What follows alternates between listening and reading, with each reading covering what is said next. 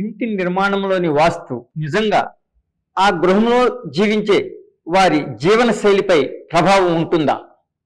ఉంటుంది, సత్యం. ఒక దిక్పతి యొక్క బలం అధికంగా ఉన్నప్పుడు, ఉదాహరణ విధిక్కులు అంటారు, 4 కార్నర్స్లో 4 భూతాలు ఉంటాయి, పంచభూతాలు. వాటి పంచభూత ధర్మాలు ఉంటాయి, శబ్దస్పర్శ రూపక స్కందాలు. ఒక విధిక్కు కుటిలాన్ని ఇస్తుంది, ఒక దిక్కు సత్యాన్ని, దయ, జాలిగుణాన్ని ఇస్తుంది, చేసే తత్వాన్ని ఇస్తుంది, కఠినత్వాన్ని ఇస్తుంది, క్రూరత్వాన్ని ఇస్తుంది. ఈ యొక్క నిష్పత్తుల యొక్క బ్యాలెన్స్ వాస్తులోని పంచభూతాల యొక్క నిష్పత్తి, మంచి చెడుల నిష్పత్తిని బట్టి వారి యొక్క ఆలోచన సరళి, ధన సంపాదన, రుణ అప్పులు పాలవటానికిను, అనారోగ్యానికి గురవటానికిను, వైవాహిక జీవితంలో సమస్యలు రావటానికిను మూల కారణాలు. ఈ కారణాల వల్లే ఈ యొక్క జీవన శైలిలో ఇలాంటి మంచి జరగటానికి, చెడు జరగటానికి కూడా మూల కారణం వాస్తే ప్రథమం.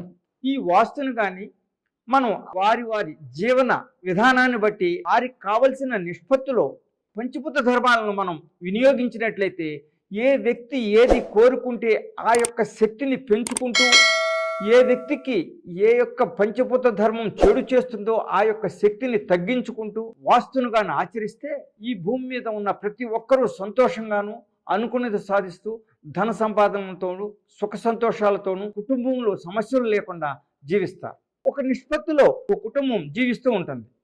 అక్కడ ఆ ఆగ్నేయ దోషం, వాయువు దోషాలు ఉంటాయి. వాయువు యొక్క పంచభూత ధర్మాలు, అగ్ని యొక్క పంచభూత ధర్మాలు, ఈ రెండు వీటిలో ఏదైనా వ్యత్యాసం వస్తే అక్కడ ప్రేమ వివాహాలు జరుగుతాయి.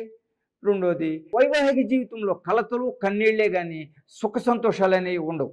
ఇది సత్యం. అప్పుడు ఆగ్నేయభూతాన్ని ఎలా కంట్రోల్ చేయాలి? ఆగ్నేయభూతంలోని యొక్క తత్వం, అగ్నికి ఏమున్నాయి?